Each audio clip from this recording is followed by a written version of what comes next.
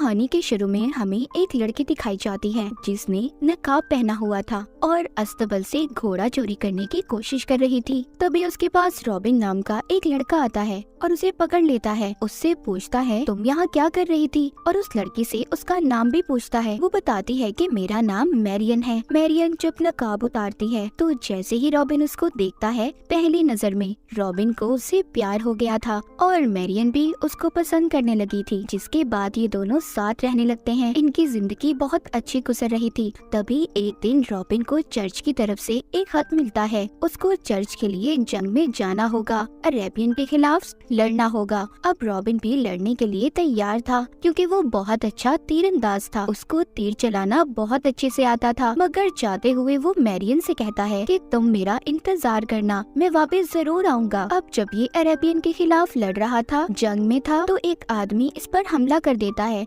इससे पहले कि वो रॉबिन को मारता, उसका एक साथी उसे बचा लेता है। रॉबिन इस जंग में 2 साल तक लड़ता रहा। उन्होंने किले को फतह कर लिया था। पर जंग के बाद रॉबिन का जो कमांडर था, अपना जाने अपने ही लोगों को मार रहा था। जब एक बच्चे को यहाँ पर मारने के लिए लाया जाता है तो इधर उस बच्चे के डैड भी थे। वो कहते हैं मेरे बेटे को छोड़ दो, मैं तुम्हें सब बताने के लिए तैयार हूँ। पर कमांडर कुछ नहीं सुनता। वो उस आदमी के बेटे को मारने की कोशिश करता है, पर रॉबिन से ये सब नहीं देखा जा रहा था, इसीलिए वो कमांडर पर हमला कर देता है। लेकिन कमांडर ने उस बच्चे को मार दिया था। रॉबिन को भी उधर पकड़ लिया जाता है और एक तीर से उस पर हमला भी किया जाता है, जिससे रॉबिन बहुत ज्यादा जख्मी हो गया था। फिर इसके बाद हम देखते हैं रॉबिन को अब उसके घर भेज दिया गया था। जंग लड़ने के बाद रॉबिन जब अपने घर वापस आता है तो देखता है उसका घर खंडर में बदल गया था। वो दरअसल यहाँ पर मैरियन को ढूंढने आया था, जिसको वो यहाँ 2 साल पहले छोड़ कर गया था और उससे वादा कर गया था कि वो वापस जरूर आएगा। फिर वो चर्च के फादर के पास जाता है जो उसका दोस्त था। फादर बताता है कि हमें यहाँ पर खबर मिली थी कि तुम जंग में मर चुके हो, तो यहाँ के शेरिफ ने तुम्हारे घर को खाली करवा दिया और मैरियन को घर से बाहर निकाल दिया और अब वो इस शहर से बाहर रहती है जहाँ पर कोयले की कान है। रॉबिन अब उस शहर में पहुँच गया था जहाँ पर वो जाते ही अपने सामने मैरियन को देखता है। इससे पहले ये उसके पास जाता तो मैरियन के पास एक आदमी खड़ा था जिससे मैरियन बहुत ही मुस्कुराकर बातें कर रही थी। इसको समझ आ चुकी थी कि जब मैरियन ने इसकी मौत की खबर सुनी होगी तो जिसके बाद मैरियन ने शादी कर ली। ये सोचकर रॉबिन उसके पास नहीं जाता। रॉबिन को अब नहीं पता था कि उसे अब क्या करना है। जब ये बाहर जाने लगता है तो इसके सामने एक आदमी आता है जो इसका रास्ता रोक रहा था।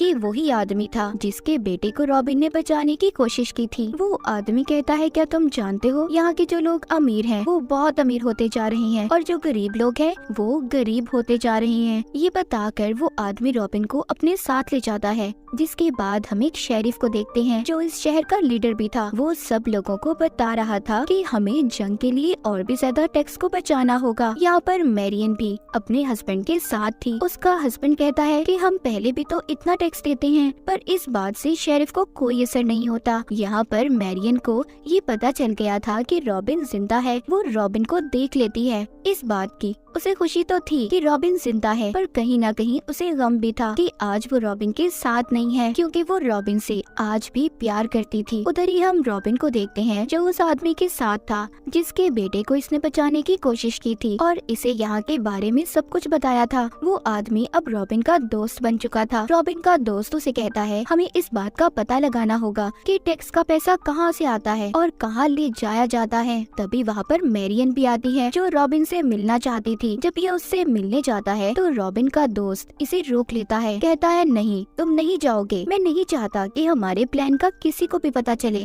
क्योंकि वो चाहता था कि रॉबिन अपनी पुरानी जिंदगी में वापस न जाए और यहाँ लोगों की मदद करे।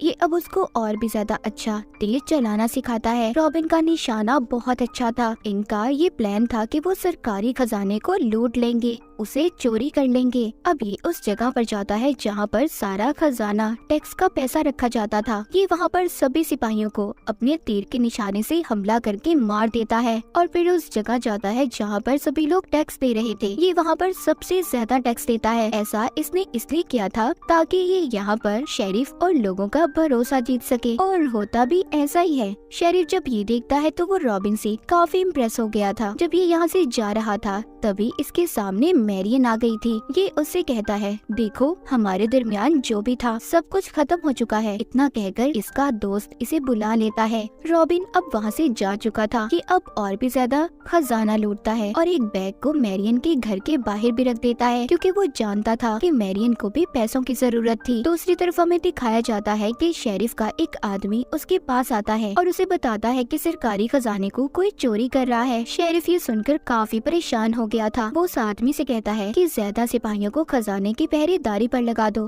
ताकि अब दोबारा खजाना चोरी ना हो सके। वो आदमी अब जाकर मैरियन को भी बताता है कि सरकारी खजाना चोरी हो रहा है। मैरियन उससे कहती है कि जो भी खजाने को चोरी कर रहा है वो गरीब लोगों की मदद करना चाहता है और हमें क्या है, और मैं तो यही चाहती हूँ कि वो और ज्यादा खजाने को चोरी करे। रॉबिन भी यहीं पर छुपकर मैरियन की बातों को सुन रहा था, जिसके बाद रॉबिन दोबारा से खजाना चोरी करता है और अब तो खजाने को गरीब लोगों में भी बांटने लगा था। रॉबिन की तीरंदाजी बहुत अच्छी थी। वो निशाने लगाने में माहिर था। लोग अब उसको अपना हीरो मानने लगे थे और उसका नाम उन्होंने रॉबिन हुड रखा था। शेरिफ इन सब बातों से परेशान हो चुका था, इसीलिए वो एक मीटिंग रखता है और उसमें रॉबिन को भी बुलाता है। शेरिफ बेचारे को तो पता ही नहीं था कि जिस पर वो भरोसा कर रहा था असल में उसका खजाना तो वही हीरो चुरा रहा था। मीटिंग में शेरिफ रॉबिन को बताता है कि अब हम किसी भी हालत में चोर को लाजमी पकड़ेंगे। जब रॉबिन ये सुनता है तो वो अपने दोस्त के पास जाता है और उसे कहता है कि जल्दी हमें सारा खजाना लूटना होगा। जब सारे खजाने को एक घोड़ा गाड़ी में लाया जा रहा था तभी उधर उसके सामने जानबूझकर रॉबिन का दोस्त आ जाता है और रॉबिन मौका देखकर उसके नीचे लटक गया था जहाँ पर ये लोग खजाने को ले जा रहे थे। तभी उधर एक आदमी ने रॉबिन को देख लिया था।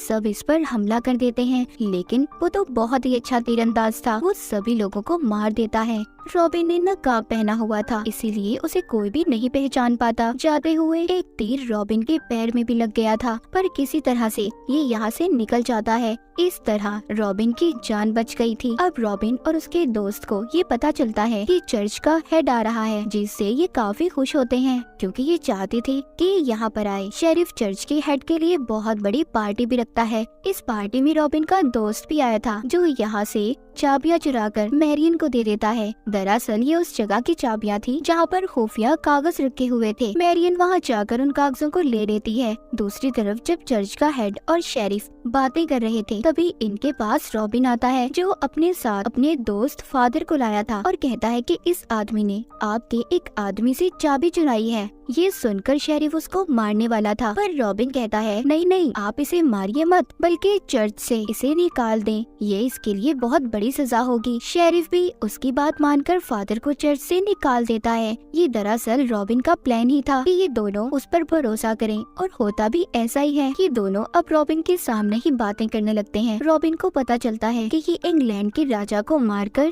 सब कुछ अपने हाथ में लेना चाहते हैं और इसके लिए इन्होंने अरेबियंस की भी मदद ली थी। शेरिफ चर्च के हेड से कहता है कि मैं अपने सिपाहियों को शहर से बाहर जो लोग रहते हैं उधर भेजूंगा। उनके पास जितने भी पैसे होंगे वो सबको लूट लेंगे। रात को शेरिफ अपने सभी सिपाहियों को भेज देता है। उधर दूसरी तरफ दिखाया जाता है मैरियन ने जो खुफिया कागज चुराए थे उनको उसका हस्बैंड देख रहा था, जिससे उन्हें पता चलता है कि शेरिफ और चर्च का हेड दोनों मिलकर इंग्लैंड के राजा को मारना चाहते हैं। मैरियन कहती है ये सब गलत है, हमें सबको बताना होगा, पर मैरियन का हस्बैंड कहता है हमें इस बात से क्या लेना देना। दरअसल इसका हस्बैंड भी शेरिफ की जगह लेना चाहता था, यानी कि वो खुद शेरिफ बनना चाहता था। इसीलिए मैरियन की अपने हस्बैंड के साथ लड़ाई हो जाती है। शहर में शेरिफ के सिपाही पहुंच गए थे जो लोगों से लूट मार कर रहे थे। यहाँ पर मैरियन जब इन्हें रोकती है तो उसे भी ये पकड़ लेते हैं। यहीं पर रॉबिन और उसका दोस्त भी आ गए थे, उन्होंने मैरियन को बचा लिया था। जब मैरियन रॉबिन के साथ होती है तो ये उसे पहचान लेती है। जब ये रॉबिन का नकाब हटाती है तो इसे पता चल चुका था कि ये तो रॉबिन है। यहाँ पर सिपाही इनकी घोड़ा गाड़ी पर भी हमला कर देते हैं और इन्हें घेर लेते हैं। रॉबिन का दोस्त उससे कहता है कि तुम मैरियन को लेकर जाओ, मैं इनको रोकता हूँ, और खुद शेरिफ के सिपाहियों से लड़ना शुरू कर देता है। पर सिपाहियों ने रॉबिन के दोस्त को पकड़ लिया था। उसको शेरिफ के सामने पेश किया जाता है। जब शेरिफ उससे रॉबिन हुड का पूछता है जो लोगों का हीरो था, ये शेरिफ को कुछ भी नहीं बताता, बाहर मैरियन का हस्बैंड सबसे कह रहा था कि हमें यहाँ से जाना होगा, पर तभी उधर रॉबिन आता है जो अपना नकाब उतारकर सबको दिखाता है। दरअसल कोई भी रॉबिन को नहीं जानता था। वो सबको शेरिफ और चर्च के हेड की चाल बताता है। कहता है हमें शेरिफ के साथ लड़ना होगा, हम जुल्म के खिलाफ लड़ेंगे। मैरियन का हस्बैंड भी उससे हाथ मिलाता है। फिर रॉबिन अपने दोस्त फादर के पास जाता है जिसको इसकी वजह से निकाल दिया गया था। उससे माफी मांगता है। वो इसको बताता है कि शेरिफ का खजाना सुबह चर्च में आने वाला है। जब खजाने को सुबह लेकर जा रहे थे तो रॉबिन उन सिपाहियों पर अपने लोगों के साथ हमला कर देता है। वहाँ पर जो नदी थी उसमें एक बहुत बड़ा धमाका होता है। जिस घोड़ा गाड़ी में खजाना जा रहा था वो नीचे गिर जाती है। रॉबिन के आदमी अब उस खजाने को कश्ती में जमा कर रहे थे। यहीं पर रॉबिन को एक तीर भी लग गया था। मैरियन उस तीर को निकालती है जिसे ऐसा करते देख उसका हस्बैंड देख रहा था। वो ये समझ गया था कि इन दोनों के दरमियान कुछ न कुछ तो है।